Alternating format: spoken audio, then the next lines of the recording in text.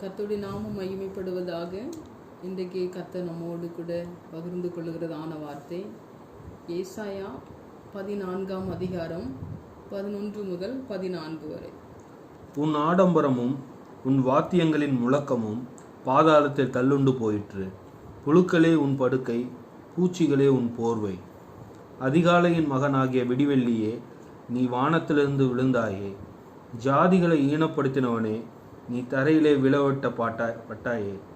நான் வானத்துக்கு ஏறுவேன், தேவனுடைய நட்சத்திரங்களுக்கு மேலாக என் சிங்காசனத்தை உயர்த்துவேன். வடபுறங்களில் உள்ள ஆராதனை கூட்டத்தின் பர்வதத்திலே வீற்றிருப்பேன் என்றும், நான் மேகங்களுக்கு மேலாக உன்னதங்களில் ஏறுவேன், உன்னதமானவருக்கு ஒப்பாவேன் என்றும் நீ உன் இருதயத்தில் சொன்னாயே. இந்த நாட்களில் சாத்தானை குறித்து இந்த வசனம் நமக்கு போதிக்கிறது. சாத்தானின் அடிமைத்தனம். சாத்தான் அவனுடைய விருப்பத்தை, அவனுடைய குணத்தை, அவனுடைய செய்கையை நமக்குள்ளே, நம்மை அறியாமலே நமக்குள்ளே வைத்து நம்மை நடத்துவான். இதுதான் சாத்தானுடைய அடிமைத்தனம். நாம் விரும்பி சாத்தானை விரும்புகிறதில்லை, அடிமைத்தனத்தை விரும்புகிறதில்லை. சில ஆசைகளை, சில இன்பங்களை, நாம் விரும்புகிறதான சில எலும்பு துண்டுகளை சாத்தான் நமக்கு காண்பித்து நம்மை வசப்படுத்தி அவனுடைய ஆதிக்கத்துக்குள்ளே, அவனுடைய ஆளுகைக்குள்ளே, அவனுக்குள்ளே நாம் அறியாதபடி ஒரு அடிமையாய் மாறி விடுவோம். இன்று நமக்கு அது தெரியாது, நிறைய காரியம் நமக்கு தெரியாது. ஆனால் ஆவியானவருக்கு மட்டும்தான் தெரியும் நாம் எதிலே அடிமைத்தனப்பட்டு இருக்கிறோம், அடிமையாக இருக்கிறோம் என்று சொல்லி. சாத்தான் பரலோகத்திலே சாத்தானை தேவன் உருவாக்கவில்லை, தேவதூதனாக இருந்தவன். தேவதூதர்களை ஒரு கூட்டத்தை அவன் இந்த உலகத்திற்கு அழைத்து வந்து விட்டான், இழுத்து கொண்டு வந்து விட்டான். இதனால் அவனை தள்ளப்பட்ட தூதர்கள் என்று சொல்லி நாம் அழைக்கிறோம். தேவன் அவனை பாதாளத்திற்குள்ளே தள்ளுவதற்கு அவனுக்காக நரகம் உண்டாக்கப்பட்டது. அவன் தள்ளப்பட்ட தூதன், அவனுக்காக நரகம் உண்டாக்கப்பட்டது. அந்த நரகத்திற்கு நம்மை அழைத்து செல்லுவதற்கு பல தந்திரமான காரியங்களை அவன் கையாளுகிறான். ஜனங்களை தன்னுடைய வசியப்படுத்தி தனக்குள்ளே ஒரு அடிமைத்தனமாக வைத்து கொண்டிருக்கிறான். இந்த நாட்களிலே கர்த்தர் அதை நம்மோடு கூட பகிர்ந்து கொள்ளுகிறார். சாத்தானின் ஒரு அடிமைத்தனம். 11வது வசனத்தை பார்த்தீங்கன்னா, உன் ஆடம்பரமும் உன் வாத்தியங்களின் முழக்கமும் பாதாளத்திலே தள்ளுண்டு போயிட்டு, புழுக்களே உன் படுக்கை, பூச்சிகளே உன் போர்வை. அவன் ஆடம்பரத்தை விரும்புகிறவன், வாத்தியங்களின் இசைகளை விரும்புகிறவன். ஒரு கூட்ட ஜனத்தை நாம் பார்க்கிறோம். ஆடம்பரம், அனாவசியமான செலவுகள், ஆடம்பர செலவுகள், தேவையில்லாத போக்குவரத்துக்கள், தேவையில்லாத செலவுகள் பார்க்கிறோம். இதெல்லாம் எக்ஸ்ட்ரீமா என்று சொல்லலாம். நாம் விரும்பி நாம் அதை செய்வதில்லை, நாம் அதற்கு அடிமையாய் மாறிவிடுகிறோம். ஒரு சிலர் இசைகளுக்கு அடிமையாய் இருப்பார்கள். நல்ல இசைகளை கேட்கிறது தவறு அல்ல. சாத்தான் சில இசைகளை வைத்திருக்கிறான். அவனுடைய வசமாய் அவனுக்குள்ளே நம்மளை அடிமைப்படுத்தி விடுவதற்கு சில இசைகள் இருக்கிறது. நாம் என்ன இசையை கேட்கிறோம் என்கிறது கவனமாய் இருக்க வேண்டும். நாம் விரும்புகிறது என்ன என்று சொல்லி நாம் நிம்மதியை தேடுவோம், சமாதானத்தை தேடுவோம்.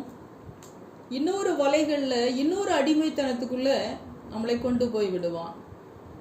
குடிக்கிறவங்களை கேட்டீங்கன்னா சொல்லுவாங்க, நான் நிம்மதி இல்லாம நான் குடிக்கிறேன் அப்படி சொல்லுவாங்க. அதற்கு அவர்கள் அடிமையாய் மாறி விடுவார்கள். தூக்கம் வரல, அதனால ஒரு சிகரெட் அடிச்சேன் அப்படி சொல்லுவாங்க.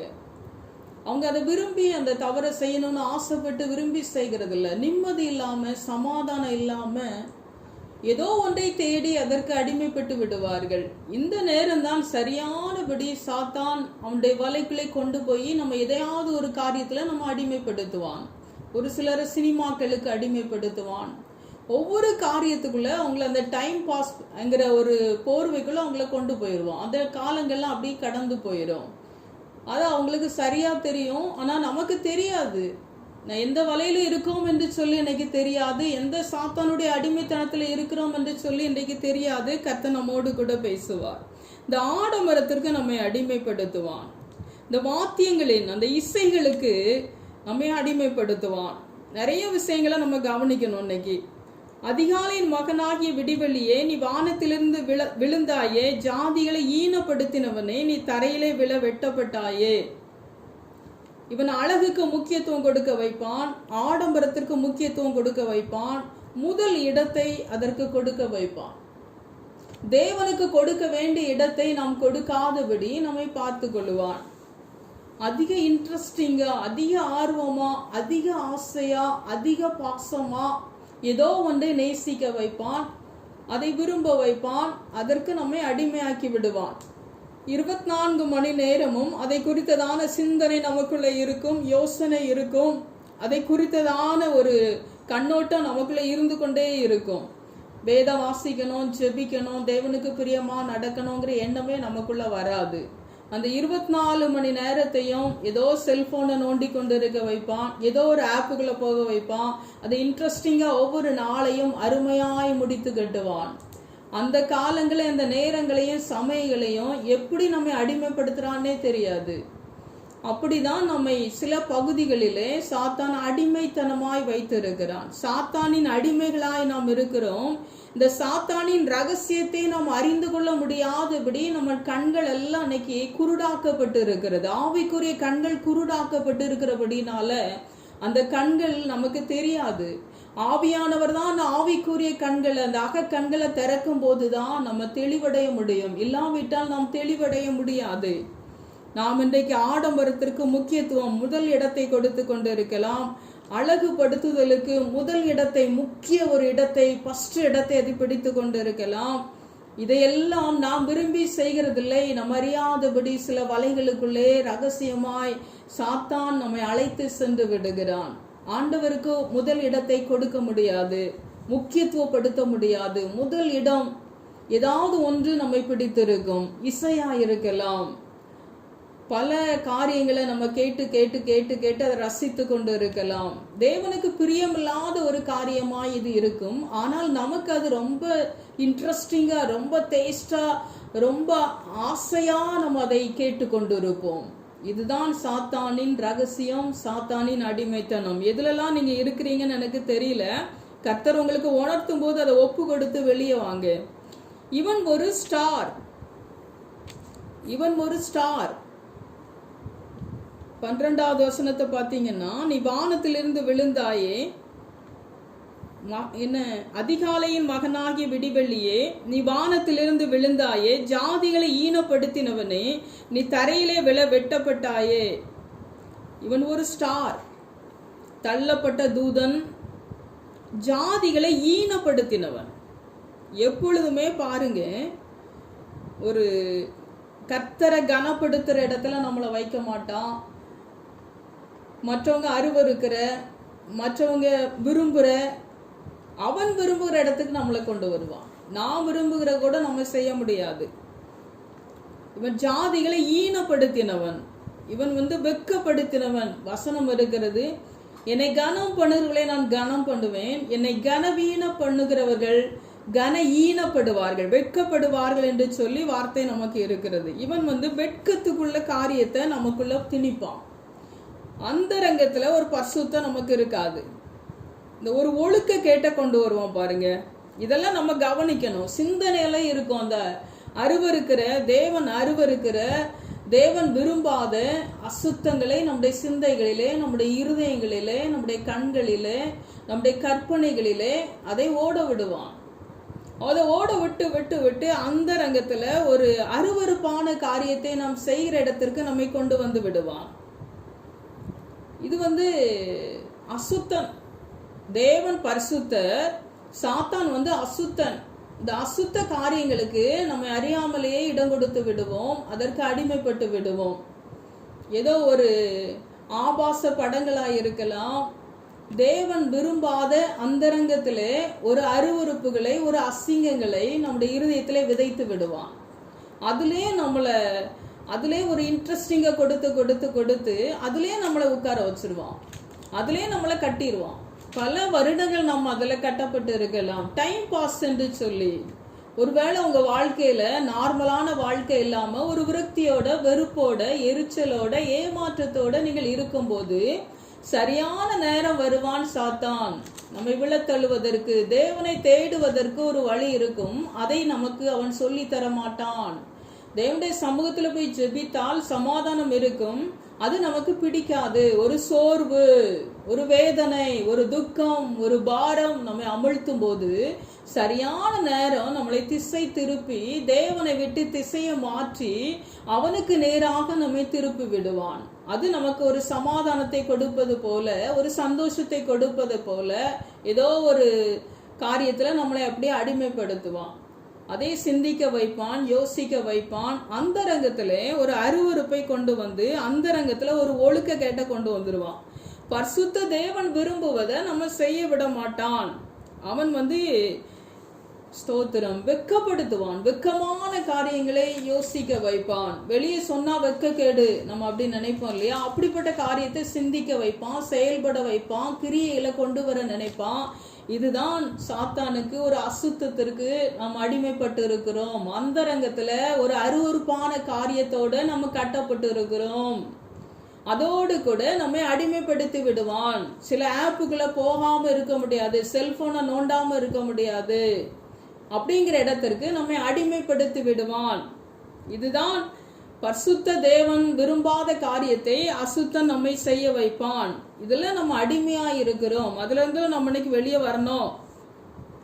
13வது வசனம், நான் வானத்துக்கு ஏறுவேன், தேவனுடைய நட்சத்திரங்களுக்கு மேலாக என் சிங்காசனத்தை உயர்த்துவேன், வடபுறங்களில் உள்ள ஆராதனை கூட்டத்தின் பர்வதத்திலே வீற்றிருப்பேன் என்றும். வானத்துக்கு ஏறுவேன், அவன் உயரத்திலே இருந்தவன், தேவனுடைய சிங்காசனத்தை பிடிக்க நினைத்தவன், அவன் ஆராதனையை விரும்புகிறவன். ஆண்டவர் அவனை ஆராதிக்கும்படியாய் சிருஷ்டித்திருந்தார் தேவதூதனாக. அவன் வானத்தில் இருந்தவன் தான், தேவனுடைய நட்சத்திரமாய் அவன் இருந்தவன் தான், தேவதூதனாய் இருந்தவன் தான். ஆனாலும் அவனை தேவன் தள்ளிவிட்டார். நான் வானத்துக்கு ஏறுவேன், தேவனுடைய நட்சத்திரங்களுக்கு மேலாக என் சிங்காசனத்தை உயர்த்துவேன், வடபுறங்களில் உள்ள ஆராதனை கூட்டத்தில் பர்வதத்திலே வீற்றிருப்பேன் என்றும். அவன் எப்பவுமே உயர உயர மேல மேல அவன் விரும்புகிறவன், ஒரு உயர்ந்த ஸ்தானத்தை பிடிக்க விரும்புகிறவன். கர்த்தர் வச்சிருக்கிற இடத்துல அவன் இருக்க மாட்டான் எப்பவுமே. ஸ்தோத்திரம். நான் வானத்திற்கு ஏறுவேன், உயர, தேவனுடைய நட்சத்திரங்களுக்கு மேலாக என் சிங்காசனத்தை உயர்த்துவேன். தேவனுக்கு மேலாக தன்னை உயர்த்துகிறவன். ஒரு பாஸ் நமக்கு இருக்கலாம், ஒரு வேலை செய்யற இடத்துல ஒரு முதலாளி இருக்கலாம். அவர்களுக்கு கீழே நாம் வேலை செய்ய அமர்த்தப்பட்டு இருக்கும் போது அவர்களுக்கு அடங்கி அவர்கள் சொல்லுகிற வேலைகளை செய்கிறவர்கள் தான் உண்மையான ஒரு வேலைக்காரர்கள். ஆனால் இந்த சாத்தான் ஆண்டவரே மீறி ஆண்டவருடைய இடத்தையே பிடிக்க நினைத்தவன். அதனால்தான் ஆண்டவர் அவனை தள்ளி விட்டார். இது ஒரு வஞ்சகன். நான் வானத்திற்கு ஏறுவேன், தேவனுடைய நட்சத்திரங்களுக்கு மேலாக என் சிங்காசனத்தை உயர்த்துவேன். அவனுடைய சிங்காசனம், தேவனுடைய சிங்காசனத்தை பிடிக்க நினைத்தவன், தேவனுக்கு ஒப்பாக மாற நினைத்தவன். நம்ம யாருக்கு கீழே இருக்கிறோமோ அவங்களுக்கு கீழே நம்ம அடங்கி இருக்கணும் எப்பவுமே. ஆண்டவர் நமக்கு மேல அதிகாரங்களை வைத்திருக்கிறார், ஜனங்களை வைத்திருக்கிறார், அதங்களுக்கு கீழே அடங்கி இருக்கணும். தேவன் அப்படிதான் விரும்புகிறார். சில அதிகாரத்துக்கு உட்பட்டு தான் நம்ம வாழ முடியும். அதிகாரத்திற்கு நாம் கீழ்ப்படிய வேண்டும். தேவன் தான் அதிகாரிகளை வைத்திருக்கிறார் நமக்கு மேல. அதே போல தேவனுக்கு அடங்கி இருக்காதபடி தேவனுடைய இடத்தை பிடிக்க நினைத்தவன் தான் சாத்தான். சிங்காசனத்தை உயர்த்துவேன். ஒரு ஆளுமை செய்கிற தேவனுடைய இடத்தை நான் ஆளுமை செய்வேன், நான் ஆளுகை செய்வேன், அந்த இடத்தை நான் பிடிப்பேன் என்று சொல்லுகிறான். எப்பவுமே உயர்வு தேவன் தருகிற ஒரு உயர்வு தட்டி பறிக்க நினைக்கிறவன் சாத்தான். மற்றவங்க வாழ்க்கைய, மற்றவங்க உயர்வை நம்ம ஒரு நாள் தட்டி பறிக்க கூடாது. இது சாத்தானுடைய செயல், சாத்தானுடைய குணம். எப்பவுமே மற்றவங்க வாழ்க்கைய, மற்றவங்க காரியங்களை, ஆசீர்வாதத்தை தட்டி பறிக்க நினைப்போம். அதுல ரொம்ப கவனமா இருக்கணும். கர்த்தர் நமக்கு என்ன ஆசீர்வாதத்தை கொடுத்திருக்கிறாரோ, என்ன வாழ்க்கையை கொடுத்திருக்கிறாரோ, அதுக்குள்ள நம்ம சந்தோஷமாய் நம்ம வாழ கற்றுக்கொள்ள முடியாதபடி சாத்தான் இப்படி எல்லாம் பண்ணுவோம். அதுல ஒரு தெளிவு நமக்கு இன்னைக்கு வேணும். தேவனுடைய இடத்தை ஒரு நாள் மற்றவங்க இடத்தை பிடிக்க நம்ம விரும்பக்கூடாது. கர்த்தர் நமக்கு வைத்திருக்கிற பொசிஷன்ல சந்தோஷமாய் வாழ நாம் கற்றுக்கொள்ள வேண்டும். அவன் ஆராதனை கூட்டத்தில் பர்வதத்திலே வீற்றிருப்பேன் என்றும் தன்னை ஆராதிக்க அவன் நினைப்பான். இத பாத்தீங்கன்னா, தன்னை தான் புகழ வேண்டும், பெருமையாக பேச வேண்டும் என்கிற எண்ணத்தை அவன் கொடுப்பான். தன்னை எல்லாரும் உற்சாகப்படுத்தணும், கௌரவப்படுத்தணும், கனப்படுத்தணும், புகழணும், பெருமையா பேசணும். இதெல்லாம் சாத்தானுடைய குணம். இது நம்மகிட்ட இருக்குதான்னு பார்க்கணும். நம்ம தவறு சொன்னா ஏற்றுக்கொள்ள முடியாது, நம்முடைய குற்றங்கள் நமக்கு தெரியாது. ஆனா பரிசுத்த ஆவியானவர் அதை தான் உணர்த்துவார். அவர் நீதியின் தேவன், சமாதானத்தின் தேவன், சரியாய் நேர்த்தியான பாதையிலே நடத்துகிற தேவன். சாத்தான் அப்படி அல்ல.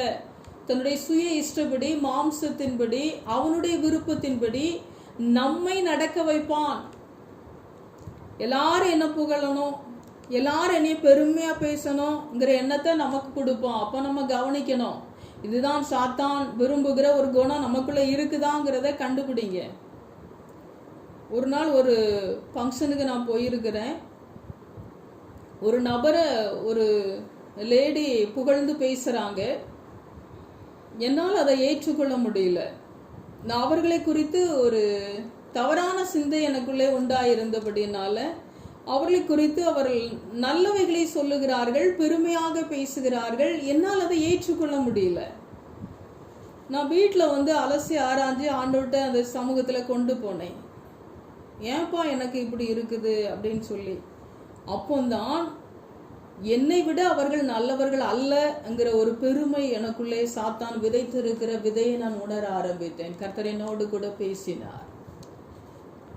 மற்றவர்களை தன்னிலும் மேலாக எண்ண வேண்டும் என்கிற ஒரு வசனம் தான் நமக்கு இருக்கிறது. தன்னிலும் மற்றவங்களை மேலா எண்ணணும், அப்படிதான் வசனம் இருக்குது. கீழா எண்ணம் அப்படின்னு சொன்னாலே நமக்குள்ள பெருமை இருக்குன்னு நான் அர்த்தம். நான் உடனே ஆண்டவர்கிட்ட போய் கேட்கிறேன், உனக்குள்ள ஒரு பெருமை இருக்குமா? அவங்கள விட நான் உயர்ந்தவள் என்கிற ஒரு பெருமை உனக்குள்ள இருக்கிறபடினாலே அவர்களை ஏற்றுக்கொள்ள முடியவில்லை. சாத்தான் எனக்குள்ள பூந்துட்டான். அதுக்கப்புறம் அதை ரெடி பண்ணி சரி பண்ணி நான் வெளியே வந்தேன். அப்போதான் நான் சொன்னேன் ஆண்டவர்கிட்ட, என்ன எனக்குள்ள எப்பவுமே மற்றவங்களை குறித்து ஒரு தவறான எண்ணம் வரக்கூடாது, என்ன நான் உயர்த்தக்கூடாது, என்ன நான் எப்பொழுதுமே தாழ்த்தணும்ப்பா.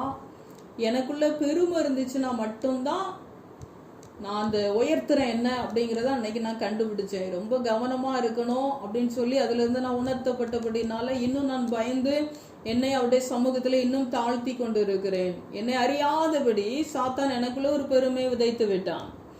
அவர்கள் நல்லவர்கள் அல்ல, நீதான் நல்லவள், நீதான் உயர்ந்தவள், நீதான் சிறந்தவள் என்பதை போல எனக்குள்ளே ஒரு தோற்றம்.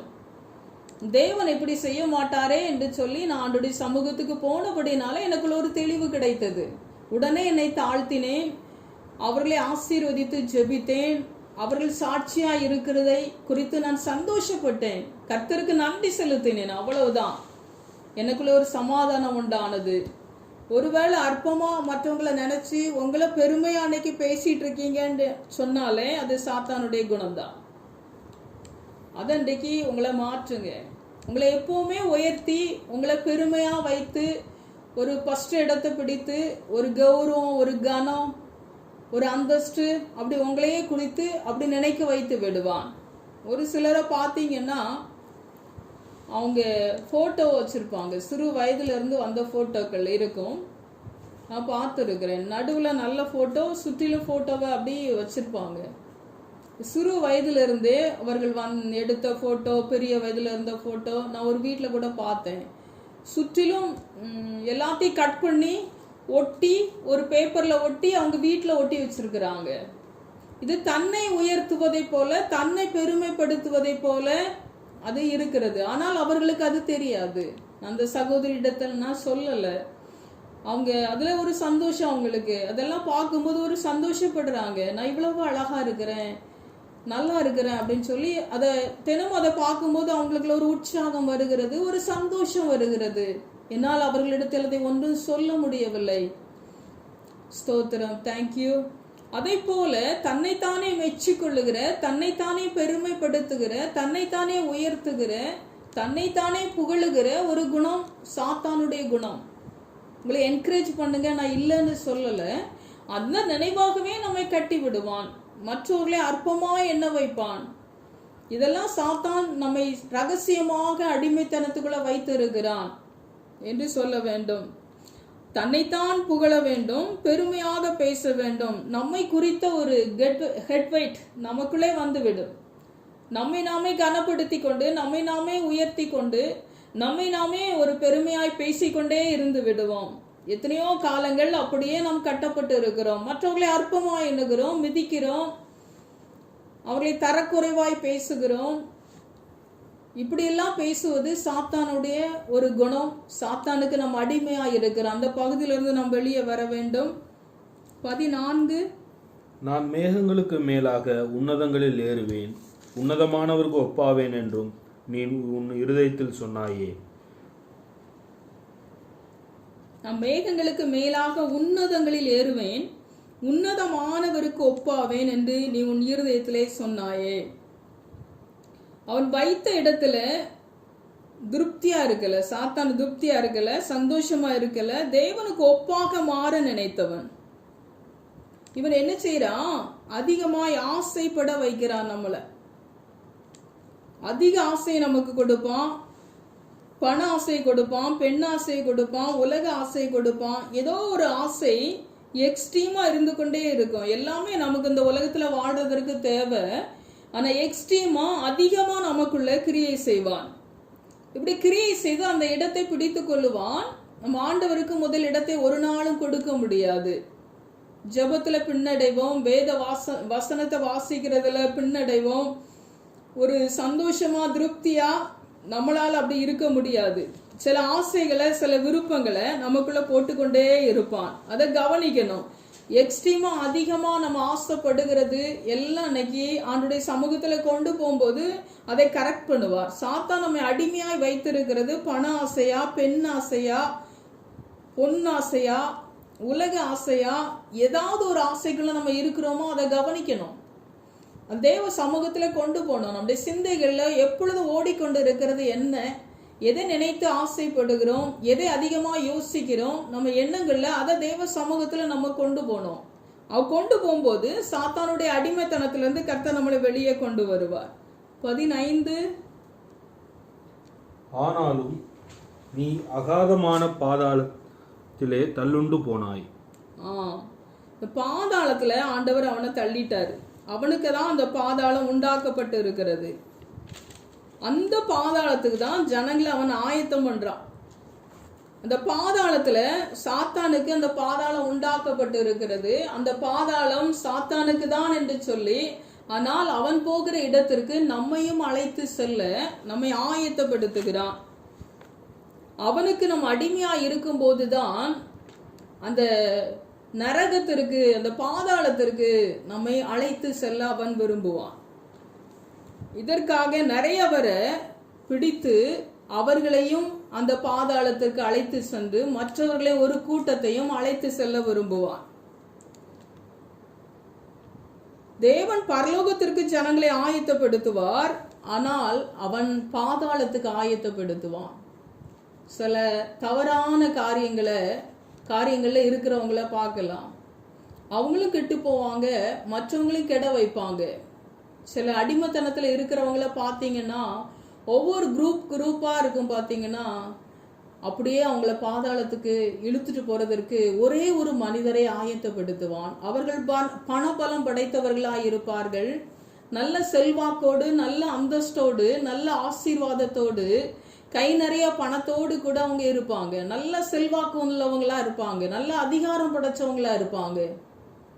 அவங்க அப்படியே தவறான வழியில ஒரு கூட்ட ஜனத்தை அழைச்சிட்டு போவாங்க. அவங்க மூலமா ஒரு கூட்டம் கெட்டு போகும். இதுதான் பாதாளத்திற்கு அழைத்து செல்லுகிற ஒரு கூட்டம். பாதாளத்திற்கு ஆயத்தம் பண்ணுகிற ஒரு நபரை சாத்தான் சிறந்த ஒரு நேர்வழியிலே தேர்ந்தெடுப்பான். இப்படிதான் பல கோணங்களிலே, பல வழிகளிலே, பல துறைகளிலே இன்றைக்கு வைத்திருக்கிறான். அவர்களுக்கு அது பிடிக்கும்.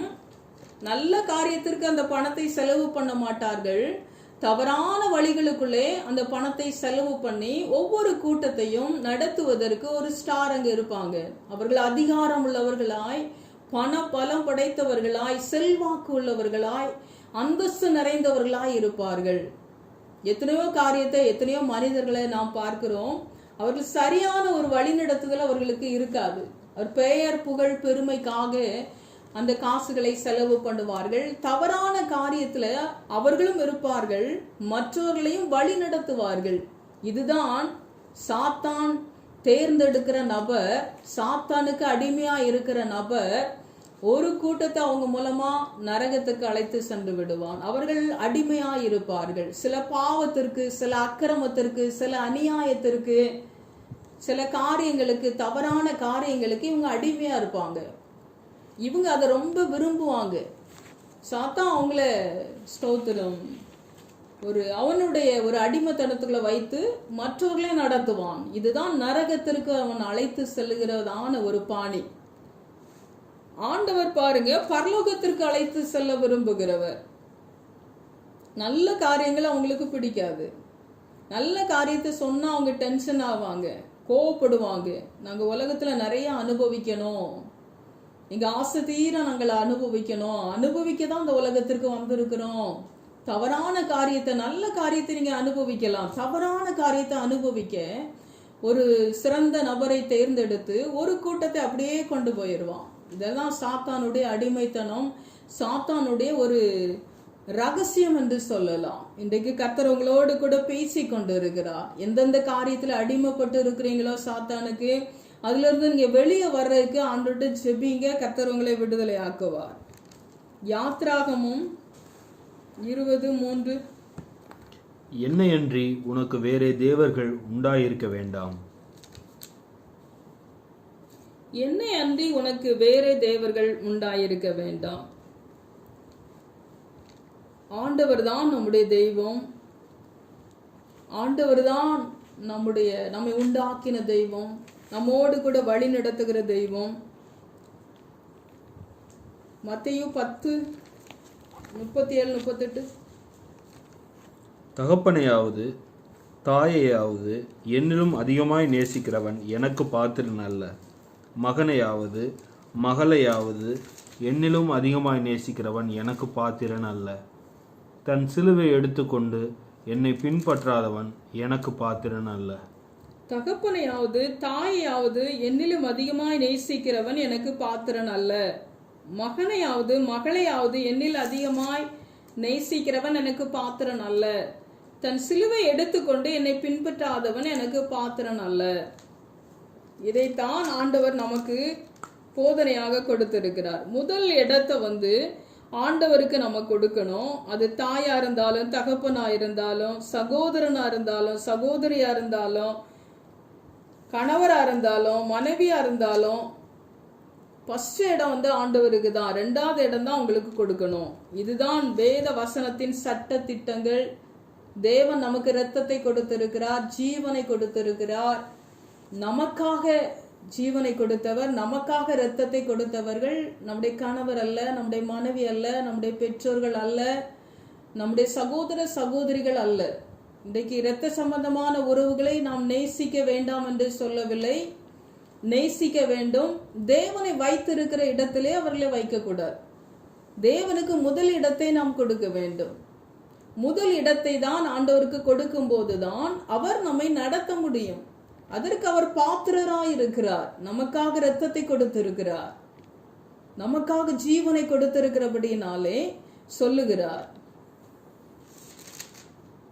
தன் சிலுவை எடுத்துக்கொண்டு என்னை பின்பற்றாதவன் எனக்கு பாத்திரன் அல்ல. சில பாடுகள், உபத்திரவங்கள், போராட்டங்கள் கிறிஸ்தவ வாழ்க்கையில வரலாம், இல்லைன்னு சொல்ல முடியாது. ஆனா ஆண்டவரை முதல் இடத்தை நம்ம வைக்கணும். அது சொல்லுகிறார், என்னை அன்றி உனக்கு வேறே தேவர்கள் இருக்க வேண்டாம். தேவனை விட தாய் தகப்பன, மகனை மகளை அதிகமா நேசிக்கிறவன் எனக்கு பாத்திரன் அல்ல அப்படி சொல்லுகிறார். அதிக அன்பு நாம் செலுத்துவோம், மற்றவர்களிடத்திலும் அந்த அன்பை நம்ம எதிர்பார்ப்போம். ஓவர் அன்பு தான் சாத்தானுடைய தந்திரம். இது நமக்கு தெரியாது. ஓவர் எக்ஸ்ட்ரீமா அன்பு செலுத்த வச்சு அந்த தந்திர வலைக்குள்ள ஒரு அடிமைத்தனத்துக்குள்ள நம்மள வச்சிருப்பான். அதிக அன்பு சாத்தானின் ஆயுதம். அதிக அன்பு சாத்தானின் ஒரு வாகனம் என்று சொல்லலாம். மனிதருக்கு அடிமைகள் ஆகாதிருங்கள். நம்ம ஆண்டவரை நேசிக்கிறோம். யாரை அதிகமா நேசிக்கிறோமோ அவங்களுக்கு நம்ம அடிமையாய் மாறி விடுகிறோம். நம்ம மனித அன்புக்கு அடிமையா இருக்கிறோமா? மனித அன்புக்கு அடிமையா இருக்கிறோமா? இன்றைக்கு மற்றவர்களே நம்ம அடிமைப்படுத்துகிறோமா? அதை நமக்கு இன்னைக்கு கவனிக்கணும். மத்தேயு 22:37-39 வரை. இயேசு அவனை நோக்கி, உன் தேவனாகிய கர்த்தரிடத்தில் உன் முழு இருதயத்தோடும் உன் முழு ஆத்துமாவோடும் உன் முழு மனதோடும் அன்பு கூறுவாயாக. இது முதலாம் பிரதான கற்பனை. இதற்கு ஒப்பாய் இருக்கிற இரண்டாம் கற்பனை என்னவென்றால், உன்னிடத்தில் நீ அன்பு கூறுவது போல பிறனிடத்திலும் அன்பு கூறுவாயாக என்பதே. பாருங்க, இந்த இடத்த பாத்தீங்கன்னா முழு இருதயத்தோட முழு ஆத்துமாவோட முழு மனதோட அன்பு கூற வேண்டும். இதுதான் தேவனுடைய கட்டளை. நம்ம இன்னைக்கு முழு இருதயத்தோட முழு ஆத்துமாவோட முழு மனதோட இன்னைக்கு அன்பு கூறுகிறோமா? இந்த அன்பு சில மனிதர்களிடத்துல இன்றைக்கு இருக்கிறது. அந்த நபர் யார்? இன்னைக்கு அதான் நம்ம இன்னைக்கு பார்க்க போறோம். இந்த அன்புல சாத்தான் வர்றான். ஏவாள்கிட்ட அன்பா தான் பேசி அவளை வஞ்சித்தான். அன்பா பேசுவான் பாருங்க அவன். நம்ம மற்றவங்கிட்ட அன்பா இருக்கிறது தவறு இல்லை அப்படின்னு நம்ம நினைப்போம். அது எக்ஸ்ட்ரீமா போகும்போது அங்க சாத்தான் அங்கதான் இருக்கிறான். அந்த அவங்களுக்கு அடிமையா நம்மளை மாத்திடுவான். தேவன் அன்பா இருக்க சொல்லி இருக்கிறாரு. தேவனை நேசிக்க சொல்லி இருக்கிறாரு. மனிதங்களை நேசிக்க சொல்லி இருக்கிறாரு. இல்லன்னு இல்லை. அந்த எக்ஸ்ட்ரீமான அன்பா போகும்போது சில பாதகங்கள் அங்க உண்டாக நிறைய சான்ஸ் இருக்குது. நிறைய காரியங்களை தவறா கொண்டு போயிடுவான் சாத்தான். அவங்கள பார்க்காம இருக்க முடியாது, அவங்ககிட்ட பேசாம இருக்க முடியாது, அவங்களுக்கு நம்மள அடிமையாக்கிடுவான். தேவனுக்கு அடிமையாய் இருக்கிற நாம சாத்தானுக்கு அடிமையாகவும் மனிதர்களுக்கு அடிமையாய் நம்மை மாற்றி விடுவான். இதுல ரொம்ப கவனமா இருக்கணும். நான் ஒரு நாள் ஆலயத்துல ஆண்டவரை ஆராதித்து கொண்டு இருக்கிறேன். ஒரு சில சகோதரிகள் எனக்கு உண்டு. அந்த சகோதரிக்குள்ள இருக்கிற அதே ஆதங்கம், அதே துடிப்பு, அதே யோசனை, அதே சிந்தனை எனக்குள்ளே வருகிறது. நான் ஆண்டவர்கிட்ட நான் கேட்கிறேன், இங்க நான் உங்களை ஆராதிக்க வந்திருக்கிறேன்ப்பா, அவங்கள பார்க்கணும், அவங்களுக்கு அதை செய்யணும் இதை செய்யணும், அப்படியே ஒரு துடிப்பு எனக்குள்ள வந்து கொண்டு இருக்கிறது. ஆண்டவர் அந்த இடத்துல ஆண்டவர் ஆராதிக்க தான் என்ன கொண்டு வந்திருக்காரு, நான் அதைத்தான் செய்யணும், நான் ஏன் இதை செய்கிறேன் அப்படின்னு சொல்லி எனக்கு தெரியல. நான் விரும்பாத ஒன்றை நான் செய்து கொண்டு இருக்கிறேன். என்னுடைய இருதயம், என்னுடைய சிந்தனை, என்னுடைய யோசனை எல்லாம் சில நபரை குறித்தே இருந்து கொண்டு இருக்கிறது. அப்போ நம்ம ஆண்டவர்கிட்ட நான் கேட்குறேன், என்னப்பா இதுன்னு சொல்லி. அந்த சகோதரி அப்படிதாம்மா இருப்பாங்க, அந்த சகோதரிக்குள்ள இருந்து உனக்குள்ள இந்த இது பாஸ் ஆயிருக்குமா அப்படி சொன்னாரு. ஆண்டவரை விட இரக்கம் உள்ள சகோதரிகள், ஆண்டவரை விட அதிக உதவி செய்கிற சகோதரிகள், ஆண்டவரை விட அதிகமாக நேசிக்கிற சகோதரிகள் இன்னைக்கு இருக்காங்க. இவங்க எக்ஸ்ட்ரீமா இருப்பாங்க. இவங்க ரொம்ப நல்லவங்க தான், ஆனா அவங்களுக்கு அது தெரியாது. தெரியாம சாத்தா அவங்கள கட்டிடுவான். ஆண்டவருக்கு அடங்க மாட்டாங்க. ஆண்டோட சித்தத்தை நான் செய்யறோன்னு சொல்லி அறியாம அதை செய்து கொண்டு இருப்பாங்க. ரொம்ப நல்லவங்களா இருப்பாங்க இவங்கெல்லாம். ஆண்டவரை விட நம்ம இரக்கமுள்ளவர்கள் கிடையாது. ஆண்டவரை விட நம் உதவி செய்கிற நபர்களா நம்ம இருக்கக்கூடாது. ஆண்டவரை விட மற்றவங்களை நம்ம அதிகமாக நேசிக்கிறதுக்கு நாம் அந்த தகுதியை பெறலை. நாம் இயேசு கிறிஸ்து அல்ல. நான் ரத்தத்தை சிந்தல, ஜீவனை கொடுக்கல. ஆனா அந்த எக்ஸ்ட்ரீமான அன்புக்குள்ள, அந்த ஓவர் அன்புக்குள்ள சாத்தான் அங்கு நுழைந்து விடுகிறான். இது நமக்கு தெரியாது. இது மனுஷங்களுக்கு நம்ம அன்னைக்கு அடிமையா இருக்கிறோம். மனுஷங்களுக்கு அடிமையா இருக்கிறதான காரியத்துல நம்ம இன்னைக்கு தெளிவடைய வேண்டும். மனிதருக்கு நம் அடிமை. தேவனை விட மனிதர்களை அதிகமாய் நேசிப்பது மனித ரூபத்தில் வருகிறதான ஒரு தேவர்கள் என்று சொல்லலாம். என்னை அன்றி உனக்கு வேற தேவர்கள் இருக்க வேண்டாம். வசனம் அதைத்தான் சொல்லுகிறது. தேவனை விட மனிதர்களை நாம் அதிகமாய் நேசிப்போம் என்றால் மனித ரூபத்தில் வருகிறதான தேவன் என்று சொல்லலாம். அந்த தேவன் யார்? இன்றைக்கு அதைத்தான் பார்க்கிறோம். தேவனை வைக்கிற இடத்தில் எந்த நபரை வைத்திருக்கிறோம்? அது யார்? எந்த நபர்? தாய் தகப்பனா, கணவன் மனைவியா, பிள்ளைகளா, ஏதோ ஒரு பொருளா, தொழிலா, படிப்பா, வேலையா, பணமா, வீடா, காரா, சொத்தா, நகையா, சினிமாவா, நாடகமா? ஏதோ ஒரு பகுதியில் ஆண்டவரை விட நம்ம நேசிக்கிற ஒரு நபர், ஒரு பொருள், ஒரு சொத்து, ஒரு நகை, இதெல்லாம் வைத்திருக்கிறோம் என்று சொன்னால் அது ஒரு தேவன் என்று சொல்லலாம். அது ஒரு தெய்வம் என்று சொல்லலாம். இந்த தெய்வம் தான் நம்ம நடத்துகிறது. இது உலகத்தில் இருக்கிறதான தெய்வம். இந்த தெய்வம் நம்மை நடத்து வரைக்கும் நம்மை உண்டாக்கின தெய்வம் இயேசு கிறிஸ்து நம்மை நடத்த முடியாது. இதெல்லாம் நம்முடைய இருதயத்துல முதல் இடம் பிடித்திருக்கும் பாருங்க. இதை குறித்ததான சிந்தனைகள், இதை குறித்ததான யோசனைகள், இதை குறித்ததான எண்ணங்கள் இருந்து கொண்டே இருக்கும். ஏதோ ஒரு தொடர் நாடகம், ஏதோ ஒரு சினிமா, ஏதோ ஒரு நகை, ஏதோ ஒரு சொத்து, ஏதோ ஒரு சொந்த பந்தம், ஏதோ ஒரு பாசம், ஏதோ ஒரு பந்தம், அவர்கள் நினைவாகவே நாம் இருக்கிறோம் என்று சொன்னால் அதற்கு நாம் அடிமைப்பட்டு இருக்கிறோம் என்று சொல்லி இந்த நாட்களிலே தேவன் நமக்கு ஸ்தோத்திரம் உணர்த்துகிறார். நம்ம அதற்கு அடிமையா இருக்கிறோம். நம்ம ஆண்டவர் ஃபர்ஸ்ட்ல வைக்கல, இந்த தெய்வத்துக்கெல்லாம் இடம் கொடுத்துட்டோம். அந்த தெய்வம் நம்ம நடத்த முடியாது. நம்ம இன்னைக்கு நினைக்கலாம், எப்படி இதை செய்தேன், எப்படி இப்படி பண்ணேன் அப்படின்னு சொல்லி நினைக்கலாம். ஒரு சில நாட்களுக்கு முன்பாக எங்களுடைய சிட் அவுட்ல ஒரு அசுத்தாவி நின்று கொண்டு இருக்கிறது. நான் அதை பார்க்குறேன்.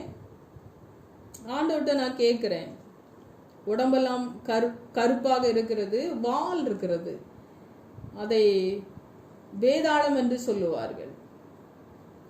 அப்போ ஆண்டவர் என்கிட்ட சொன்னாரு, இது அதிகமா நேசிக்கிற நபர்கிட்ட இருந்து வந்ததுமா, இது அடிமைப்படுத்துகிற ஒரு ஆவி, அது உன்னையும் அடிமைப்படுத்தும்படியா இந்த ஆவி வந்திருக்கிறது என்று சொல்லி சொன்னார். அந்த சகோதரிகிட்ட நான் ஃபோன் பண்ணி கேட்டேன், சகோதரி உங்ககிட்ட இருந்து இங்க வந்திருக்குது, இது என்னன்னு கேட்டேன்.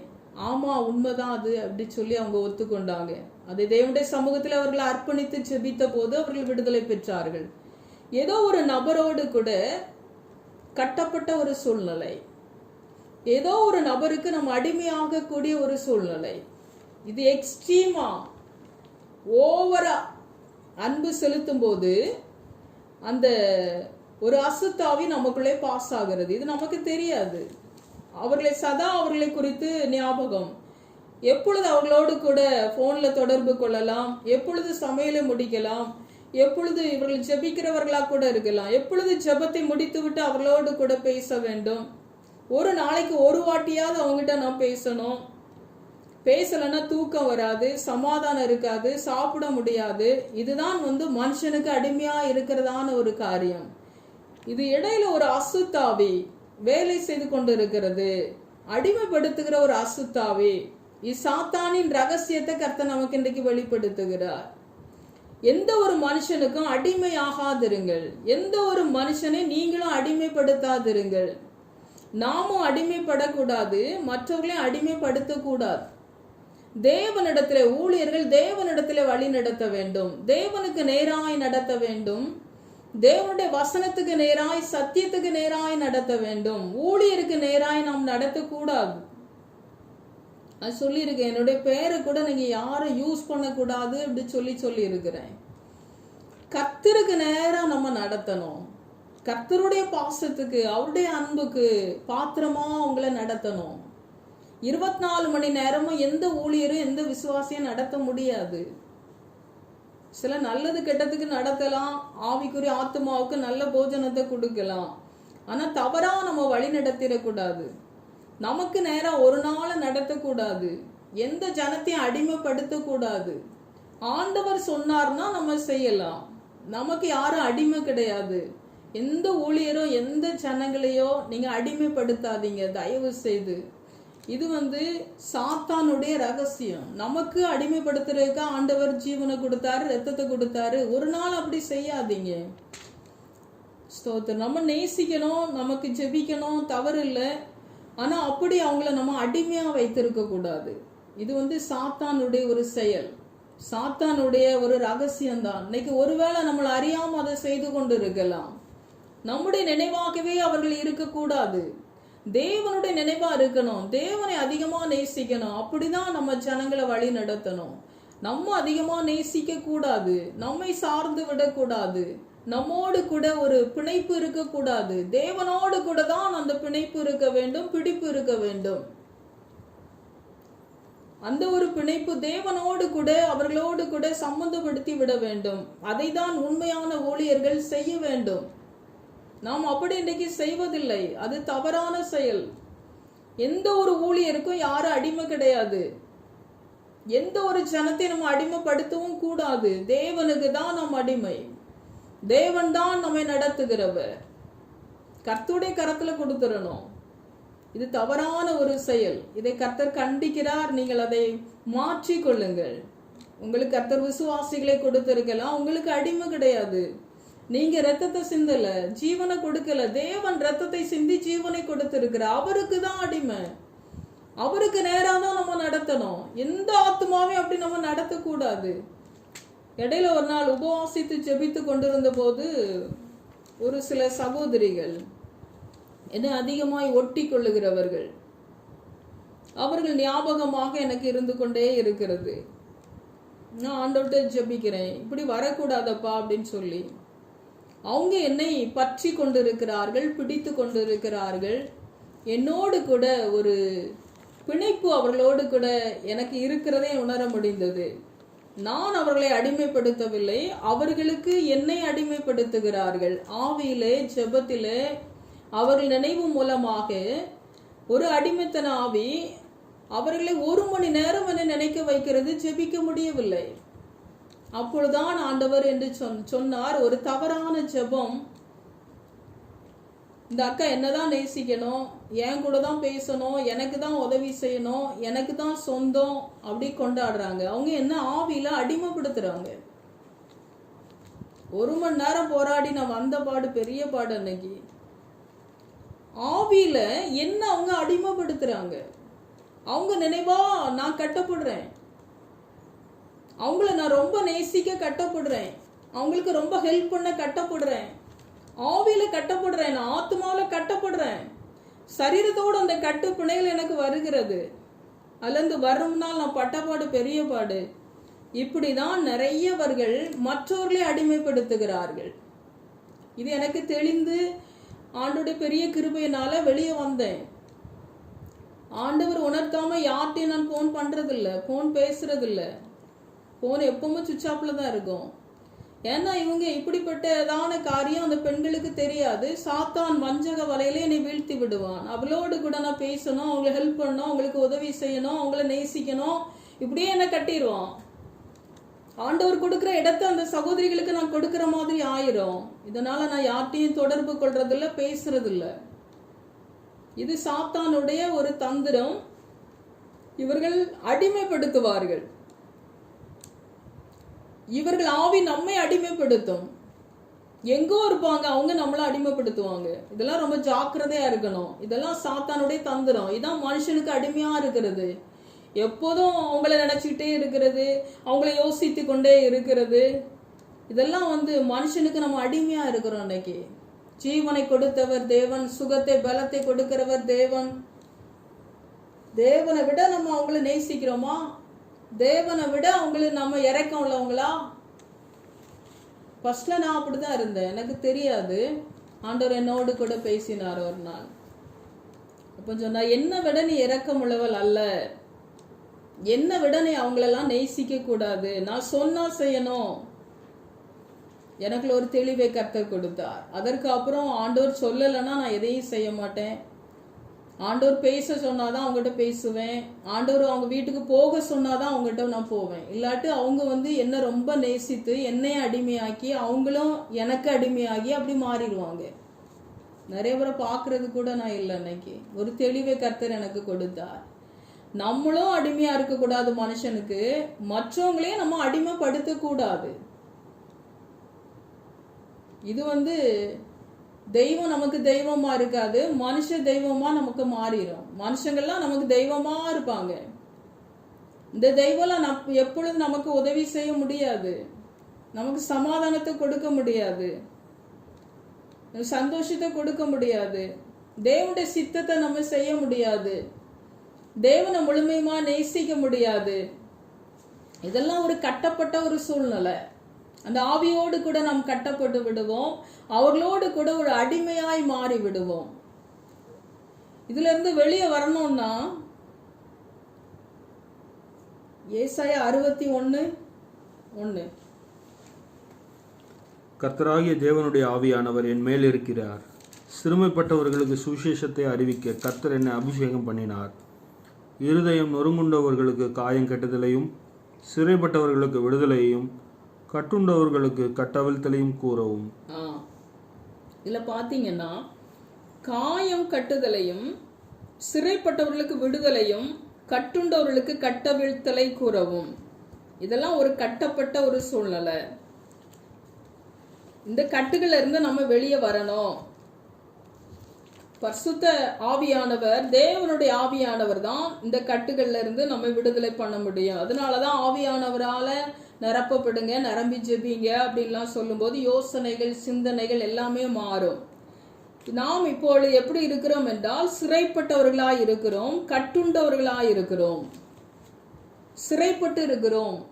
ஒரு கைதியை போல மனுஷனுக்கு அடிமையாய் இருக்கிறோம், மனுஷ அன்புக்கு அடிமையாய் இருக்கிறோம், மனுஷ ஆசா பாசங்களுக்கு நம்ம அடிமையா இருக்கிறோம். இந்த அடிமைத்தனத்திலிருந்து, இந்த சிறையிருப்புல இருந்து நம்ம வெளியே வரணும். இது பரிசுத்த ஆவியானவர் தான் அந்த கட்டுண்டவர்களை விடுதலை ஆக்குகிறவர், அந்த காயத்தை கட்டுகிறவர்.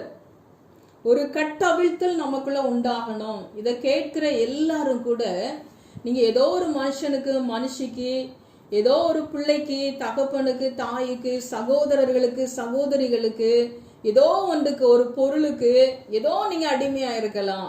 இதை பரிசுத்த ஆவியானவர்களுக்கு உணர்த்தும் போது தேவனுடைய சமூகத்துல போய் அந்த கட்டை அவிழ்த்து நீங்க ஜெபிங்க. கட்டை அவிழ்த்து அவர்களோடு கூட இருக்கிற அந்த எக்ஸ்ட்ரீமா இருக்கிற அந்த உறவை கட் பண்ணி ஆண்டவருடைய சமூகத்துல ஜெபிக்கும் போது ஒரு கட்டவிழ்த்தல் உங்களுக்குள்ள உண்டாகும். அந்த ஜனங்களை நீங்க இழந்து போக மாட்டீங்க, அன்பு இல்லாம போக மாட்டீங்க. அந்த எக்ஸ்ட்ரீம் மாறும், சாத்தானுடைய தந்திரம் மாறும், அந்த மனுஷனுக்கு அடிமையா இருக்கிற குணம் மாறும். இதுல கட்டப்பட்டு இருக்கிற ஜனங்கள் நிம்மதியா இருக்க முடியாது, சமாதானமா இருக்க முடியாது, நல்லா தூங்க முடியாது, எதையுமே நம்ம கவனம் செலுத்த முடியாது. இதுதான் சாத்தானுடைய ஒரு தந்திரம். சாத்தானுக்கு அடிமை ஆகாதிருங்கள், மனிதனுக்கு அடிமை ஆகாதிருங்கள். இது பரிசுத்த ஆவியானவர் தான் அந்த கட்டப்பட்ட அந்த கட்டுகள்ல இருந்து கர்த்தர் நம்மளை விடுதலை ஆக்குவார். இதுதான் அந்த ஒரு அசுத்த ஆவி, ஒரு பிசாசு நமக்குள்ள வேலை செய்கிறது என்று சொல்லி நமக்கு தெரியாது. இதுல நம்ம தெளிவா இருந்து தேவ சமூகத்துல போய் நம்ம ஒப்பு கொடுக்கும் போது ஒரு கட்டவிழ்த்தல், அந்த சிறையிருப்பு நமக்கு மாறும். நம்முடைய குடும்பத்துல ஒரு சமாதானம் உண்டாகும், ஆண்டவரோடு கூட ஒரு நல்ல ஐக்கியம், நல்ல உறவு, நல்ல அன்பு உண்டாகும். இல்லாட்டி தெய்வ சித்தத்தை செய்ய முடியாது. 24 மணி நேரமும் அவர்களே நினைத்து கொண்டிருப்போம், அவர்களே நேசித்து கொண்டிருப்போம், அவர்களுக்கு உதவி செய்து கொண்டே இருப்போம், அவர்களை பிரியப்படுத்தி கொண்டே இருப்போம், அவர்களோடு கூட பேசிக்கொண்டே இருப்போம் என்றால் தேவனை பிரியப்படுத்த முடியாது, தேவனை நேசிக்க முடியாது, தேவனுடைய சித்தத்தை நாம் செய்ய முடியாது. இதெல்லாம் ஒரு கட்டுன்னு நமக்கு தெரியறது இல்ல. இந்த கட்டுகள்ல இருந்து நம்ம வெளியே வரணும். ஏசாயா 58:6.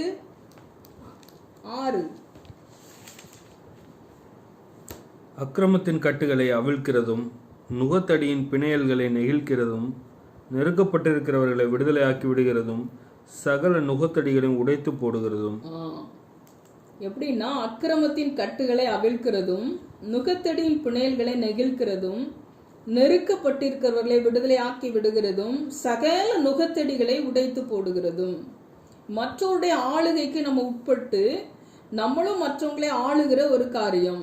இந்த நுகத்தடிகளை உடைத்து போட வேண்டும் என்று பரிசுத்த ஆவியானவர் நமக்கு இன்றைக்கு கற்றுக் கொடுக்கிறார். ஒரு மாட்டு வண்டியை பார்த்தீங்கன்னா, அந்த மாட்டு வண்டி மேல ஒரு நுகத்தை வைப்பாங்க. அந்த வண்டிக்காரர் நுகத்தை வைப்பாரு. நுகத்தை வச்சு அந்த வண்டியில பூட்டி தான் சில பாரங்களை ஏற்றி கொண்டு போவாங்க. அந்த வண்டிக்காரருக்கு இந்த மாடுகள் அடிமையா இருக்கும். அந்த நுகத்தடி அவர்கள் மேல் வைத்து விட்டா, அந்த மாட்டு மேல வச்சுட்டாங்கன்னா அந்த மாடு அவங்க சொன்னபடி தான் கேட்கணும். அந்த வண்டிக்கார் சொன்னபடி தான் கேட்கணும். வண்டிக்கார் எங்க போய் இறக்கி அந்த நுகத்தை எடுக்கிறாரோ அது வரைக்கும் அமைதியாய் அடங்கி ஒடுங்கி அவர் சொன்னபடி அவருக்கு அடிமையா இந்த மாடு இருக்கும். இதே போலதான் சில சகோதரர்களுக்கு, சகோதரிகளுக்கு, சில நண்பர்களுக்கு, சில உறவினர்களுக்கு, சில பாசங்களுக்கு, சில பந்தங்களுக்கு நாம் அடிமையாகி விடுகிறோம். அந்த நுகத்தை வைப்பது போல, அந்த மாட்டு வண்டியில நுகத்தை வைப்பது போல சிலருக்கு நாம் அடிமையாகி விடுகிறோம். மனுஷருக்கு அடிமைகள் ஆகாதிருங்கள் என்று சொல்லிதான் ஆண்டவர் சொல்லிருக்கிறார். நமக்கு ஒரு விடுதலை இருக்காது, ஒரு ஃப்ரீனஸ் இருக்காது. ஆவிலே ஆத்மாவிலே ஒரு கட்டப்பட்ட ஒரு சூழ்நிலை. இந்த வேதம் நமக்கு என்ன சொல்லுகிறது என்றால், சகல நுகத்தடிகளையும் உடைத்து போடுங்கள் என்று சொல்லுகிறது. அந்த நுகத்தை உடைக்கணும். அது அந்த மாட்டால முடியாது. ஆண்டுடைய சமூகத்திற்கு போகணும், சொல்லணும், நான் இப்படி அடிமையா இருக்கிறேன்ப்பா, மற்றவங்களை என்ன அடிமையப்படுத்துறாங்க, நானும் அவங்க கண்ட்ரோல்ல இருக்கேன், அவங்கள என்னை கண்ட்ரோல் பண்ணுகிறாங்க, அவங்க ஆளுக தான் என் மேல இருக்குது. இந்த பிணையல்களை, இந்த நுகத்தடிய உடைத்து போடுங்க பாண்டு உபவாசத்தோடு அப்படியே சமூகத்துல உட்காரும் போது அந்த நுகத்தடி உடையும். சில லவ்வர்கள், சில கணவர், சில மனைவி எல்லாம் இப்படிதான் கட்டப்பட்டிருப்பாங்க. எப்போதும் அவங்க நினைவாதான். பல மாதங்களுக்கு முன்பாக, பல வருடம் சொல்லலாம்னு நினைக்கிறேன், ஒரு சகோதரிகிட்ட நான் கேட்டேன், உங்க வீட்டுக்காரரு சாயல்ல ஒரு பிசாசு உங்களை ஆளுகை செய்கிறது என்று சொல்லி. அவர்கள் ஆமா என்று சொன்னார்கள். அதற்கப்புறம் அவர்கள் என்னோடு கூட சில காரியத்தை பகிர்ந்து கொண்டார்கள். என்னுடைய கணவருடைய போட்டோ லேப்டாப்ல இருந்து, செல்போன்ல இருந்து, ஒவ்வொன்றில் இருந்து என் கணவரை பார்த்து கொண்டே இருப்பேன்.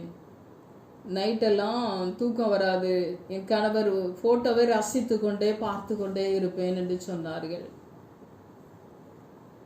அவர்களிடத்துல அது சொன்னதுக்கு அப்புறம் அதை ஒப்பு கொடுத்து அவங்க ஜெபிக்க ஆரம்பிச்சாங்க. இப்ப சமீபத்துல கேட்டேன், இப்போ எனக்கு அப்படிலாம் இல்லை அப்படி சொன்னாங்க. உன் கணவருடைய ரூபத்துல ஒரு பிசாசு எப்பொழுதும் உங்களோடு கூட இருந்து கொண்டு இருக்கிறது. கர்த்தர் சொன்னேன். அவங்க அதை உடனே கேட்டு அவங்ககிட்ட இருக்கிற தவறை கர்த்தர் உணர்த்தி இருக்காரு. எப்பொழுதும் கணவர் போட்டோவை ரசித்து கொண்டே இருப்பார்களாம். செல்போன்ல, லேப்டாப்ல தேடி தேடி தேடி தேடி மணிக்கணக்கில் அலசி ஆராய்ஞ்சு அதை நேசித்து அதை ரசித்து இப்படியே இருந்திருக்கிறாங்க. தன்னுடைய கணவர் தான்ப்பா, தன்னுடைய கணவர் அப்படி பார்த்ததுக்கு ஒரு பிசாசம் வந்திருக்கு பாருங்க. அவங்க ஜெபிக்கிற சகோதரி தான், என்னால ஜெபிக்கவே முடியல, இப்போ எப்பொழுதும் என்னுடைய கணவர் ஞாபகமாகவே இருக்கிறது என்று சொல்லி சொன்னார்கள். எல்லாரும் நம்ப மாட்டீங்க, இன்றைக்கு இதுதான் உண்மை. அதற்கப்புறம் ஒப்பு கொடுத்ததுக்கு அப்புறம் அவங்க அதிகமாக ஜெபிக்க ஆரம்பித்தார்கள். கணவரை வெறுத்து ஒதுக்கி தள்ளுங்க, மனைவியை வெறுத்து ஒதுக்கி தள்ளுங்க, பிள்ளைகளை நேசிக்காதீங்கன்னு சொல்லல. சரியான உபதேசம் இதுதான். தேவனோடு கூட இருக்கும்போது இது சாத்தியமாகும். இது எக்ஸ்ட்ரீமா போற அன்பெல்லாம் கரெக்ட் பண்ணி கொண்டு வருகிறது மனுஷனால முடியாது. மனுஷங்கெல்லாம் அன்னைக்கு புருஷங்களை, பிள்ளைகளை, மற்றவங்களெல்லாம் தெய்வமா வச்சு பைத்தியமா உட்கார்ந்துருக்காங்க. இன்னைக்கு அவங்கெல்லாம் தெய்வமா தெரியுறாங்க. தெய்வமா தெரியல. பிசாசு அப்படி அந்த நுகத்தடியை வச்சிருக்கிறான். அவளோடு கூட இணைத்து அவர்களை கட்டி வைத்து இருக்கிறான். என்னாலும் துக்கம்தான், என்னாலும் பாடுதான், என்னாலும் உபத்திரவம் தான், என்னாலும் போராட்டம் தான். ஃப்ரீயா ஜெபிக்க முடியாது, ஃப்ரீயா ஆண்டவரை நேசிக்க முடியாது. இப்படி கட்டப்பட்ட சூழ்நிலையில இருக்கிறீங்க. அந்த நுகத்தடியை சாத்தான் அவங்க மேல வச்சிருக்கிறான். அவங்களை குறித்த நினைவுகள், அவங்களை குறித்ததான யோசனைகள், சதா அவங்களை குறித்ததான சிந்தனைகள் 24 மணி நேரமும். இதான் சாத்தானுடைய நுகத்தடி.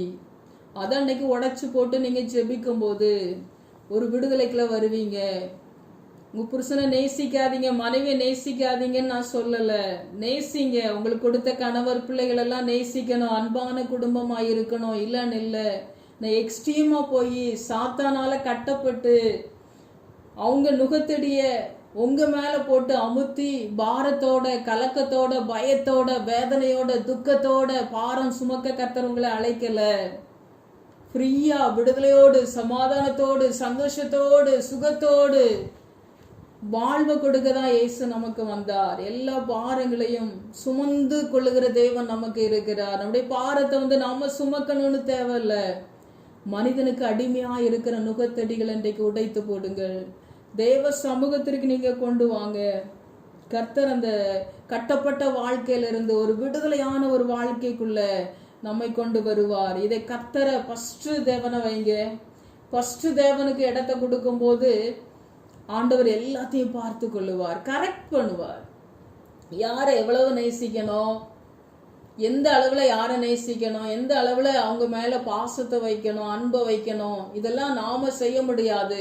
பரிசுத்த ஆவியானவர் நம்முடைய தேவன் அதை கரெக்ட் பண்ணி கொண்டு வருவார். அவளை வெறுத்து ஒதுக்கி கசப்பா அவங்கள அப்படிலாம் நான் சொல்லல, கரெக்ட் பண்ணுவார். இது நம்மளால முடியாது. நம்மளாம் பைத்தியமா இருக்கிறோம் இன்னைக்கு. எல்லாம் புருஷன் பைத்தியம், பிள்ளை பைத்தியம், இப்படிதான் பைத்தியமா இன்னைக்கு இருக்கிறோம் இன்னைக்கு. இது உண்மைதான். நானும் ஒரு காலத்துல அப்படிதான் இருந்தேன். நான் சொல்லி இருக்கிறேன்னு நினைக்கிறேன். ஒரு கங்காரு பையில நான் இருக்கிறேன். ஆண்டவர் என்கிட்ட சொல்றாரு, இந்த கங்காரு பையில இருந்து என்னை வெளியே இழுத்து எடுக்கிறாங்க. இதான் பிடிப்பு. அப்பதான் ஆண்டவர் சொல்றாரு, இந்த கங்காரு பை உன்னுடைய கணவர், நீ தான் அந்த பைக்குள்ள உட்கார்ந்து இருக்கிறா, உன்னை பிடிச்சி இழுத்து வெளியே போடுறாங்க. என்னன்னே தெரியல. அதுக்கப்புறம் தான் ஒரு டெஸ்ட் எனக்கு வந்தது. கடைக்கு போன என்னுடைய கணவர் வீட்டுக்கு வரல, எங்க போறாரு தெரியல, எனக்கு ஒண்ணுமே சொல்லல. சாப்பிட வரல, பார்த்துக்கிட்டே இருக்கிறேன். அப்பதான் ஆண்டவர் சொல்றாரு, அவருடைய பிணைப்புல இருந்து உன்னை நான் வெளியே கொண்டு வர்றேன், உனக்கு இது ஒரு டெஸ்ட்டுமா அப்படின்னு. சாத்தான் சொல்றான், அவருக்கு என்னமோ ஆகி போச்சு அப்படின்ன மாதிரி என்னை பயமுறுத்துறான். நான் ஆண்டுடைய பலிபீடத்துல வச்சுட்டேன். என் கணவரை என் தேவன் நீங்க தான் பாதுகாக்கணும், எங்க இருந்தாலும் அவனை ஜீவனோட, சுகத்தோட, பலத்தோட நீங்க கொண்டு வாங்கப்பா அப்படின்னு சொல்லி ஆண்டுடைய சமூகத்துல ஒப்பு கொடுத்தேன். அதற்கு அப்புறம் தான் வெளியே எங்கேயோ போயிருக்கிறாங்க, வந்துட்டாங்கன்னு சொல்லி நான் கேள்விப்பட்டேன். அதற்கு அப்புறம் தான் எனக்கு அந்த பிடிப்புல இருந்து வெளியே வந்தேன். எவ்வளவுதான் ஜெபம் பண்ணாலும் என்னுடைய சிந்தனை, என்னுடைய யோசனை எல்லாம் என் கணவரை சுற்றி சுற்றி தான் வரும். ஒரு விடுதலையா ஆராதிக்க முடியாது, விடுதலையா ஜெபிக்க முடியாது, விடுதலையா ஊழியம் செய்ய முடியாது. ஏன் இப்படி இருக்கிறேன்னு எனக்கே தெரியல. என் கணவரோடு கூட என்னுடைய ஆத்துமா கட்டப்பட்டு இருந்தபடினால தேவ சித்தத்தை கூட நல்லா செய்ய முடியாது. அதுக்கப்புறம் என் கணவரை நான் இன்னும் நேசிக்கிறேன், நேசிக்காம நான் இல்லை, நேசிக்கிறேன். ஆனா அதற்கப்புறம் என் வாழ்க்கையில ஒரு விடுதலை உணர முடியுது. அந்த நுகத்தடி உடைஞ்சிருக்குது. இப்போ நல்லா ஃப்ரீயா ஜெபிக்க முடியுது. அந்த சிந்தனையில இருந்து கர்த்தரனை வெளியே கொண்டு வந்துட்டாரு. இப்படி கங்காரு பையில இருக்கிற மாதிரி நீங்க இன்னைக்கு கட்டப்பட்டு அந்த பிடிப்புல நீங்க உட்கார்ந்து இருக்கலாம். உங்க கணவரை கர்த்தர் ஆசீர்வதிப்பாரு, பிள்ளைகளை ஆசீர்வதிப்பாரு. அந்த பிடிப்புல இருந்து வெளியே வர்றதுக்கு ஆண்டோடைய சமூகத்துல அந்த நுகத்தடியை உடைத்து போடுறதுக்கு கேளுங்க ஆண்டவர்கிட்ட. இதெல்லாம் அடிமைத்தனம். இது சாத்தானுடைய ஒரு பிணையல், சாத்தானுடைய ஒரு நுகத்தடி. நமக்கு தெரியாதபடியே ரகசியமா சாத்தான் அந்த நபரோடு கூட நம்மளை கட்டிடுறான், அடிமையாக்குறான். இன்னைக்கு நிறைய தெரியல கிறிஸ்தவங்களுக்கு, இன்னைக்கு தெரியல. இன்னைக்கு உபதேசம் புதுசா இருக்கலாம் உங்களுக்கு இன்னைக்கு. அதான் உண்மை. இதுதான் நெருக்கப்பட்டிருக்கிறவர்களை விடுதலையாக்கி விடுகிறதும், அக்கிரமத்தின் கட்டுகளை அவிழ்க்கிறதும், நுகத்தடியின் பிணையல்களை நெகிழ்க்கிறதும். அந்த நுகத்தடி பிணையல்ல நம்ம நெகிழ்க்கப்படணும். இன்னைக்கு விடுதலையாக்கப்படணும்.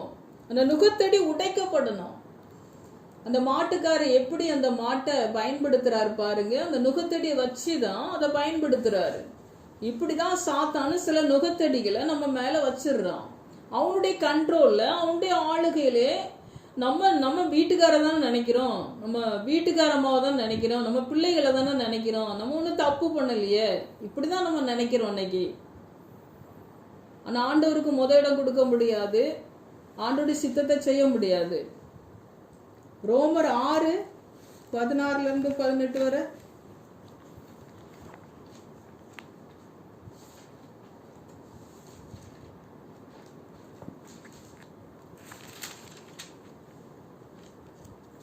மரணத்துக்கு ஏதுவான பாவத்துக்கானாலும் நீதிக்கு ஏதுவான கீழ்ப்படிதலுக்கானாலும் எதற்கு கீழ்ப்படியும்படி உங்களை அடிமைகளாக ஒப்பு கொடுக்கிறீர்களோ அதற்கே கீழ்ப்படுகிற அடிமைகளாய் இருக்கிறீர்கள் என்று அறியீர்களா? முன்னே நீங்கள் பாவத்துக்கு அடிமைகளாய் இருந்தும் இப்பொழுது உங்களுக்கு ஒப்புவிக்கப்பட்ட உபதேச சட்டத்திற்கு நீங்கள் மனப்பூர்வமாய் கீழ்ப்படிந்ததினாலே தேவனுக்கு ஸ்தோத்திரம்.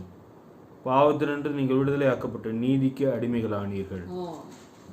எதற்கு நம்ம அடிமையாக ஒப்பு கொடுக்கிறோமோ, எதற்கு கீழ்ப்படுகிறோமோ அதுக்கு நம்ம அடிமை. எதற்கு கீழ்ப்படியும்படி உங்களை அடிமைகளாக ஒப்பு கொடுக்கிறீர்களோ அதற்கே கீழ்ப்படுகிற அடிமைகளா இருக்கிறீர்கள் என்று அறியீர்களா? நம்முடைய எந்த பாவத்துக்கோ அக்கிரமத்துக்கோ அடிமையா இருக்கிறது போல இப்படிப்பட்டதான காரியத்திற்கு, எக்ஸ்ட்ரீமான காரியத்திற்கு இன்னைக்கு அடிமையா இருக்கிறோம். அதைத்தான் ஆவியான நம்மோடு கூட பகிர்ந்து கொள்ளுகிறார். அதுல இருந்து நம்ம விடுதலை ஆகணும்னா அந்த உபதேச சட்ட திட்டங்களுக்கு நம்ம கீழ்ப்படியணும். தேவனுக்கு கீழ்ப்படுகிற அடிமையா நம்ம மாறணும். மரியாள் சொன்னாங்க, இதோ நான் ஆண்டவருக்கு அடிமைன்னு சொன்னாங்க. ஆண்டோட சித்தத்தை செய்கிற ஒரு அடிமையா அவங்க இருந்தாங்க. தேவனுக்கு கீழ்ப்படுகிற ஒரு அடிமையா அவங்க இருந்தாங்க. அவங்க ஒப்பு கொடுத்தாங்க. அவருடைய உபதேச சட்ட திட்டங்களுக்கு நம்ம கீழ்ப்படியணும். ஆதியாகமம் 22:9. தேவன் அவனுக்கு சொல்லி இருந்த இடத்துக்கு வந்தார்கள். அங்கே ஆபிரகாம் ஒரு பலிபீடத்தை உண்டாக்கி கட்டைகளை அடுக்கி தன் குமாரனாக ஈசாக்கை கட்டி அந்த பலிபீடத்தில் அடுக்கிய கட்டைகளின் மேல் அவனை கிடத்தினான். போதும். பாத்தீங்கன்னா அந்த ஆபிரகாம் பாத்தீங்கன்னா தேவன் என்ன சொன்னாரோ, எந்த இடத்துக்கு வர சொன்னாரோ அந்த இடத்துக்கு அவர் வர்றாரு. அந்த பலிபீடத்தை உண்டாக்கி கட்டைகளை அடுக்கி தன் குமாரனாகி ஈசாக்கு அந்த பலிபீடத்தில் அடுக்கிய கட்டைகளின் மேல் அவனை கிடத்தினான். இந்த ஆபிரகாம் நமக்கு ஒரு முன் உதாரணம். ஆபிரகாம் கீழ்ப்படுகிறாரு, தேவ சித்தத்தை செய்கிறாரு.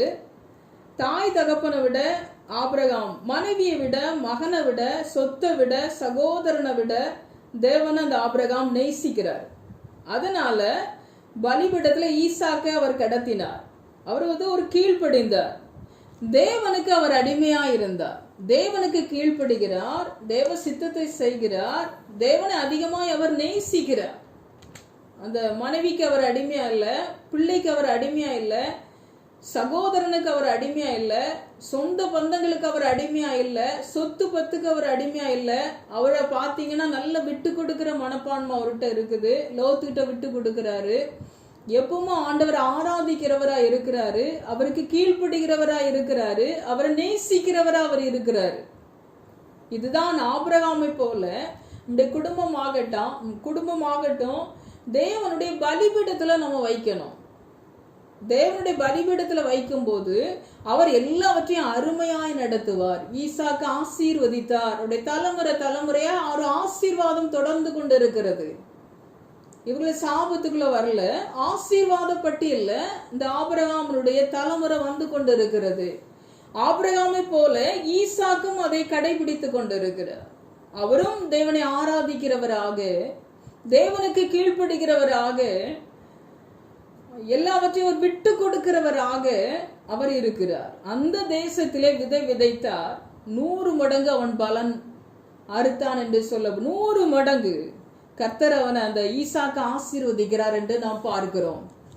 இப்படிப்பட்டவங்க ஆசீர்வாத பட்டியல தான் வருவாங்க, சாப பட்டியல போக மாட்டாங்க. பயப்படாதீங்க. இன்றைக்கு இந்த பிணைப்புல இருந்து வந்து ஆண்டவட்ட ஒட்டி கொள்ளுங்க. நீங்க மனுஷன்கிட்ட ஒட்டிட்டு இருக்கிறது, சாத்தாட்ட ஒட்டிக்கிட்டு இருக்கிறதெல்லாம் பரிசுத்த ஆவியானவர் விடுவித்து ஆண்டவட்ட ஒட்டிட்டு இருக்கிற மாதிரி நம்மள பண்ணிடுவாரு. ஆண்டவருக்கு நமக்கு ஒரு நல்ல கனெக்ட் உண்டாகும். இது ஒன்றும் பாதகம் இல்லை, இது நமக்கு சாதகம் தான், இது ஒரு ஆசீர்வாதம் தான். இந்த சத்தியத்தை நீங்க இன்னைக்கு கை கொண்டு பாருங்க. தேவ சமூகத்துல உங்களை ஒப்பு கொடுங்க. நம்ம ஜெபிப்போம். ஸ்தோத்திர தகப்பனே, நன்றியோடு கூட உம்மை துதிக்கிறோம் ஐயா. எத்தனையோ பிள்ளைகள் இந்த செய்தியை கேட்டுக்கொண்டிருக்கிறார்கள் தகப்பனே. சாத்தானுக்கு அடிமையாய் அல்ல, மனுஷனுக்கு அடிமையாய் அல்ல, தேவனுக்கு அடிமையாய் கர்த்தர் மாற்றும்படியாய் அவ எந்தெந்த பகுதியில பிணைக்கப்பட்டு பிடிக்கப்பட்டு அப்பா அடிமைத்தனமா இருக்கிறாங்களோ, சாத்தானுக்கு அடிமையா இருக்கிறாங்களோ, மனுஷனுக்கு அடிமையா இருக்கிறாங்களோ, அந்த நுகத்தடிகள் எல்லாம் இயேசுவின் நாமத்தினால உடைக்கிறேன். சமீபத்திற்கு மாத்திரமல்ல, நீ தூரத்திற்கும் தேவனாய் இருக்கிறீர். எவர்கள் நினைவுகள்னால, யோசனைகள்னால, சிந்தனைகள்னால கட்டப்பட்டு பைத்தியமா நிற்கிறார்களோ தகப்பனே, அந்த நுகத்தடிகள்லாம் இப்பொழுதே உடைக்கப்படுவதாக. அந்த சிந்தனையிலிருந்து, யோசனையிலிருந்து, அந்த அடிமத்தன ஆவியிலிருந்து, அந்த அசுத்த ஆவியின் பிடிப்பில் இருந்து கர்த்தர் விடுதலை ஆக்கும்படியாய் நாங்கள் ஜெபிக்கிறோம். அந்த மனித அடிமைத்தனத்திலிருந்து, மனிதனை அடிமைப்படுத்துற ஆவியிலிருந்து, அந்த அசுத்தாவினுடைய வல்லமையிலிருந்து அந்த நுகத்தடிகள் எல்லாம் இயேசுவின் நாமத்தினால உடைக்கிறேன். எல்லா நுகத்தடியும் உடையட்டப்பா. உம்முடைய நாமத்திற்கு உம்மை நேசிக்கிற பிள்ளைகளாய் உமக்கு அடிமையாயவர்கள் வரட்டும் ஆண்டவரே. ஒவ்வொரு பிள்ளைகளையும் நீர் ஆசீர்வதியும். யார் யாரெல்லாம் அடிமைத்தனத்துல இருந்து உம்மை நோக்கி கதறுகிறார்களோ கர்த்தர் அவர்களை விடுதலை ஆக்குவீராக தகப்பனே. ஒரு தெளிவு உண்டாகட்டும் தகப்பனே, சிந்தைகள் ஒரு அமைதி உண்டாகட்டும், ஒரு சமாதானம் உண்டாகட்டும், ஒரு ஆசீர்வாதம் உண்டாகட்டும் ஆண்டவரே. எல்லா அன்பையும் கரெக்ட் பண்ணுங்கப்பா, லிமிட் பண்ணுங்கப்பா. உம்மை அதிகமாய் நேசிக்க உதவி செய்யுங்க. சாத்தானுடைய ரகசிய செயல் எல்லாம் அழிக்கப்படுவதாக. சாத்தானுடைய அடிமைத்தன சங்கிலிகள் முறிக்கப்படுவதாக. சாத்தான் வைத்திருக்கிற ஆயுதங்கள் எல்லாம் முறிக்கிற இயேசுவின் நாமத்தினால. எந்த மனுஷனுக்கும் மனுஷிக்கும் கனெக்டை கொடுத்து வேதனைப்படுத்தி கொண்டிருக்கிற பொல்லாத ஆவிகள் ஒவ்வொரு குடும்பத்தை விட்டும் நபரை விட்டும் வெளியேறுவதாக இயேசுவின் நாமத்தினால. எல்லா அடிமைத்தன சங்கிலிகளையும் முறிக்கிறேன். சாத்தானோடு கூட இருக்கிற சங்கிலிகள், மனிதனோடு கூட அடிமைத்தனமா இருக்கிற சங்கிலிகள் முறிக்கப்படுவதாக. தேவனுக்கு அடிமையாய் ஒவ்வொருவரையும் மாற்றுவீராக தகப்பனே. உம்முடைய இரத்தத்துக்குள்ளாய் ஒவ்வொரு குடும்பங்களையும் ஒப்பு கொடுக்கிறேன். நீர் ஆசீர்வதியும் பலப்படுத்தும். இயேசுவின் நாமத்தினால ஜெபிக்கிறேன் பிதாவே, ஆமென்.